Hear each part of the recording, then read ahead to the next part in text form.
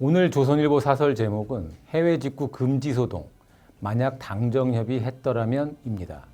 추경호 국민의힘 원내대표는 20일 정부 부처는 국민 일상에 영향이 큰 정책을 입안하는 과정에서 반드시 당과 사전에 충분히 협의해 줄 것을 촉구한다고 말했습니다. 그러면서 당정 협의 없이 설익은 정책이 발표돼 국민 우려와 혼선이 커질 경우 당도 주저없이 정부를 강하게 비판할 것이라고 말했습니다. 정부가 KC 인증을 받지 않은 제품의 해외 직구 금지를 추진하다가 사흘 만에 철회한 것을 두고 정부를 비판한 것입니다. 대통령실의 성태훈 정책실장도 해외 직구와 관련한 정부의 발표로 국민께 혼란과 불편을 드린 점에 대해 사과드린다. 정부의 대응이 크게 부족했다며 사과했습니다. 국민의 안전을 위한 것이라도 소비자 선택권을 과도하게 제한했고 저렴한 제품 구매에 애쓰는 국민 불편을 충분히 고려하지 못한 것을 미흡했던 부분으로 꼽았습니다. 대통령실이 신속하게 정책 오류를 직접 사과한 것도 무엇이 잘못됐는지 구체적으로 나열한 것도 모두가 이례적입니다. 총선 참패 이후의 현상입니다. 그동안에도 당정 협의가 없었던 게 아닙니다. 정부와 여당은 취약 연령을 만 5세로 앞당기는 문제나 R&D 예산 삭감 같은 굵직한 정책 사안에서 선조치, 후수습 같은 뒷북 대응을 해왔습니다. 대통령의 영구비 카르텔 비판 발언이 나온 지 2달 만에 의견 수렴 절차도 없이 R&D 예산을 대폭 삭감하는 등 일방통행을 했습니다. 대통령의 지시나 정책 목표가 제시되면 당정 협의는 이를 걸러내기보다 사후에 정당화하는 데 이용됐습니다. 정책은 대부분 국회에서 법 개정을 통해 이루어집니다. 그런데 국회를 책임진 당과 협의도 없이 해외 직구 금지 발표를 한 것은 납득하기 어렵습니다. 그런 한편으론 지금의 국민의힘 고위직 인적 구성으로 설사 당정 협의를 했더라도 해외 직구 금지 발표를 막을 수 있었겠느냐 하는 의문이 드는 것도 사실입니다. 모두가 엘리트 출신이지만 민심 감수성이 떨어지고 대통령 눈치를 살피는 것이 체질화되어 있기 때문입니다. 이번에 국민의힘은 원내 부대표 13명 전원을 초선으로 임명했고 이 중 10명은 1970년대생과 1980년대생으로 구성했습니다. 이들이 제 목소리를 내야 하고 그럴 여건이 만들어져야 합니다. 인터넷 카페나 각종 동호회 같은 커뮤니티를 중심으로 여론이 빠르게 확산하는 시대의 흐름과 변화를 제대로 읽어내지 못하면 정부도 정당도 버텨내기가 힘들 것입니다. 오늘의 조선일보 사설이었습니다.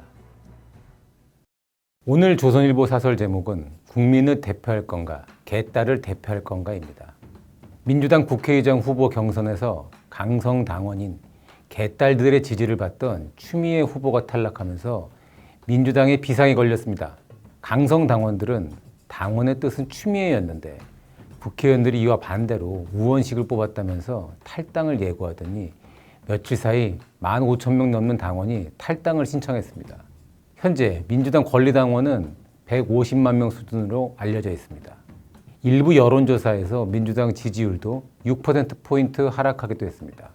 이재명 대표가 당원의 권한을 2배로 늘리겠다며 달래기에 나섰지만 일부 당원들은 조국 혁신당으로 갈아타겠다며 계속 반발하고 있습니다. 이재명 대표는 개딸들의 절대적 지지로 대선 후보와 당 대표가 됐습니다. 그래서 이 대표는 시도당 위원장을 선출할 때 권리당원의 의사반영 비중을 높일 방법을 모색하겠다며 진화에 나섰습니다. 시도당 위원장을 선출할 때 현재 권리당원과 대의원의 비율이 50대 50인데 권리당원 비율을 이보다 높이겠다는 겁니다. 이렇게 되면 6개월 이상 당비를 내는 강경 성향의 권리당원들이 당대표 선출에 이어 지방의원과 단체장에 대한 공천에서도 절대적인 영향력을 확보할 수 있게 됩니다. 당대표와 국회의원 같은 공직선거 후보자 선출에서 강경파 당원들의 권한을 확대하거나 축소하는 것은 민주당이 자체적으로 판단하고 결정할 사안입니다. 민심보다 당심이 중요하다면 당원과 당규를 그렇게 바꾸면 됩니다. 그러나 국민 전체의 대의제 기구인 국회의장과 원내대표 선출에까지 개딸들의 입김을 강화하겠다는 것은 대의제 민주주의에 대한 위협이자 민심의 왜곡이 일어날 수 있습니다. 이런 사정을 알면서도 민주당 지도부는 국회의장이나 원내대표 경선에서도 권리당원의 뜻을 최대 20%까지 반영하겠다고 했습니다. 이렇게 가면 국회의장과 원내대표는 물론 쟁점 법안에 대한 찬반을 의원총회가 아닌 당원총회나 당원투표로 결정하다는 주장까지 나올 것입니다. 김진표 국회의장은 21일 초선 당선자들에게 진영의 주장에 반대하는 사람을 수박으로 부르고 역적으로 여긴다. 대의민주주의의 큰 위기라고 말했습니다. 이어서 나를 뽑은 사람만이 아니라 상대방을 뽑은 사람도 존중해야 한다고 했습니다. 국민을 대표하는 국회의원이 될 건지 개딸들을 대표하는 정치인이 될 건지 생각해 보라는 뜻일 것입니다. 오늘의 조선일보 사설이었습니다. 오늘의 조선일보 사설 제목은 문 전 대통령 부인 외유를 영국 여왕 국빈 방문에 빗대다니입니다. 더불어민주당 진성준 정책위 의장이 문재인 전 대통령 부인 김정숙 여사의 2018년 인도 타지마할 방문에 대해 엘리자베스 여왕이 한국 안동을 방문한 것과 유사한 외교 일정이라고 했습니다. 영국 여왕 엘리자베스 2세가 안동 하회마을을 찾은 것은 1999년 4월 국빈 방문의 일환이었습니다. 3박 4일 일정으로 부근 에든버러공과 함께 방한해 국립묘지 헌화, 공식 환영식, 정상회담과 같은 일정을 소화한 뒤 한국 정신문화의 주요 장소인 안동을 찾아 양국 친선을 다졌습니다. 이것을 외유 의혹으로 점철된 김 여사의 인도행과 비교한 것입니다.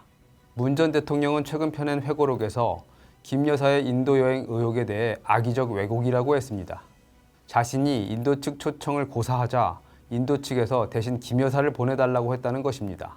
하지만 당시 정부 문건을 보면 인도는 원래 김 여사가 아니라 문체부 장관의 방문을 희망했습니다. 지난 20일 외교부도 김 여사의 방문이 우리 정부 요청에 따른 것이라고 확인했습니다. 김 여사는 대통령 전용기를 이용했고 타지마을에서 다른 관광객을 물린 채 독사진을 찍었습니다. 공식 일정표에 없었고 문체부의 출장 결과서에서도 빠진 일정이었습니다. 김 여사의 인도 방문이 배우자 첫 단독 외교였다는 문 전 대통령 주장도 사실이 아닙니다. 김대중 전 대통령의 부인 이희호 여사는 2002년 5월 정부 대표단 수석대표 자격으로 뉴욕 유엔 본부에서 아동특별총회 기조연설을 했습니다. 이 여사의 단독 외교는 그 뒤로 3차례 더 있었습니다. 고민정 당시 청와대 부대변인이 김 여사 인도 출장 엿새 전 가진 기자회견에서 소개한 내용입니다. 당시 회견에선 김 여사의 인도 체류 일정도 공개했는데 타지마할 방문만 뺐습니다. 이런 여행을 어떻게 영국 여왕 방한에 빗댑니까? 문재인 청와대 비서관을 지낸 진 의장은 김 여사의 타지마할 방문 논란을 김건희 물타기용 생트집이라고 했습니다. 하지만 5년 이상 잊히다시피 했던 김 여사 외유 의혹을 다시 소환한 건 회고록을 낸 문 전 대통령 자신입니다. 문 전 대통령이 김건희 물타기를 하고 있다는 겁니까? 정당과 정치인이 자기 편을 옹호할 수 있고 때로 무리한 주장을 할 수 있습니다. 그런데 김정숙 씨의 여행을 엘리자베스 여왕 국빈 방한에 빗댄 것은 그 상식을 의심케 합니다. 오늘의 조선일보 사설이었습니다. 오늘 조선일보 사설은 대통령 가족과 청 직원들 동거래 정상인가입니다. 문재인 전 대통령의 딸 다혜 씨가 청와대 근무 직원들과 수시로 동거래를 한 사실이 드러났습니다. 문 전 대통령 전 사위 서모 씨의 타이 이스타젯 특혜 채용 의혹을 수사 중인 검찰은 다혜 씨가 경호처 직원에게 현금 수천만 원을 수차례에 걸쳐 건넨 내역을 확보했습니다. 이 직원은 2018에서 2020년 다혜 씨 가족이 태국으로 이주했을 때 경호를 맡았다고 합니다. 다혜 씨는 또 김정숙 여사의 단골 디자이너 딸이자 총무비서관실 행정요원이었던 양모 씨와 유성화 전 청와대 춘추관장에게 수차례 돈을 송금받았습니다. 유 전 관장은 제2부속실 비서관으로 김 여사가 쇼핑을 가면 종이봉투에 현금을 담아 대신 결제를 했었습니다. 양 씨는 프랑스 국적으로 김 여사의 의상, 의전을 맡았고 부친의 해외 사업에도 관여해 특혜 채용, 불법 겸직 논란을 일으켰습니다. 대통령 딸과 청와대 직원 간 동거래는 부적절하고 전례도 드문 일입니다. 부모가 딸에게 준 사비라면 굳이 직원을 통해 거래할 이유가 없습니다. 양 씨는 근무 당시 VVIP 전속 개인 스타일리스트로 전 세계 50국 이상 공식 순방에 동행한다고 취업 사이트에 청와대 근무 사실을 노출했는데도 제재를 받지 않았던 사람입니다. 다혜 씨 전 남편은 2018년 태국 이주 후 이스타 항공이 지급 보증한 회사에 임원으로 채용됐습니다. 자녀는 한 해 수천만 원이 드는 국제학교에 다녔습니다. 이들이 왜 해외로 갔고 무슨 돈으로 생활했는지 논란이 됐지만 문 전 대통령은 아무 설명도 하지 않았습니다. 이들의 이주를 도운 이스타항공 창업주 이상직 전 의원은 공공기관장을 거쳐 국회의원이 됐고 수백억 원대 횡령 범죄에도 1년 넘게 수사도 제대로 받지 않았습니다. 불투명한 것이 많은데도 아무 해명 없이 뭉개려 합니다. 오늘 조선일보 사설이었습니다. 오늘 조선일보 사설은 피의자 수행하듯 따라 나선 전직 검찰 2인자의 처신이란 제목입니다. 음주 뺑소니 혐의를 받는 가수 김호중 씨가 24일 영장실질심사를 받기 위해 법원에 출석할 때 조남관 변호사가 동행했습니다. 조 변호사는 2020년 윤석열 당시 검찰총장이 직무정지했을 때 대검 차장검사로 총장 직무대행을 했던 사람입니다. 검찰총장 직무를 대행했던 사람이 김호중 씨를 마치 수행하듯 바로 뒤에서 함께 출석했습니다. 조 변호사는 며칠 전 김 씨가 경찰 조사를 받고 나올 때도 바로 뒤에서 동행했습니다. 검사장이나 부장검사 출신 변호사들도 외부 시선을 의식해 잘 하지 않는 일입니다. 변호사가 누구든 변호할 수 있지만 검찰 2인자까지 지낸 사람은 몸가짐이 달라야 합니다. 검찰 고위 간부를 지낸 사람은 사건을 가려 수임하고 갈 곳과 못 갈 곳을 분별하는 등 선을 지키려는 노력을 해야 합니다. 검찰 조직 전체와 관련된 위상을 갖고 있기 때문입니다. 더구나 이 사건은 이원석 검찰총장이 김호중 씨의 범행을 사법방해 행위로 규정하고 엄정 대응을 지시한 사건입니다. 김 씨 측은 사건 발생 이후 계획적 허위 진술, 운전자 바꿔치기, 증거인멸 등 사법방해 종합세트 같은 일을 벌였습니다. 일반 변호사가 아니라 전직 검찰총장 직무대행이라면 한 번쯤 수임을 고민했어야 할 사건입니다. 후배 검사들과 국민 눈에 어떻게 비칠지 한 번도 생각하지 않았습니까? 전직 검경 고위직들의 처신이 문제가 된 것이 어제 오늘 일은 아닙니다. 조국 혁신당 박은정 당선인의 남편 이종근 변호사는 대검 형사부장 재직 때 자신이 보고받고 지휘한 금융사기 사건의 일당 중 한 명을 변호했습니다. 자신이 갖고 있는 다단계 사기 수사의 전문성을 내세워 다단계 업체를 변호해 수임료 22억 원을 받기도 했습니다. 문재인 정부에서 임명된 남구준 경찰청 초대 국가수사본부장은 퇴임 후 국가수사본부 수사를 받고 있는 대형 입시업체의 사회이사로 선임됐다가 논란이 일자 사퇴하기도 했습니다. 돈 앞에서 부끄러움을 잊은 전직 고관들의 모습이 씁쓸합니다. 오늘의 조선일보 사설이었습니다.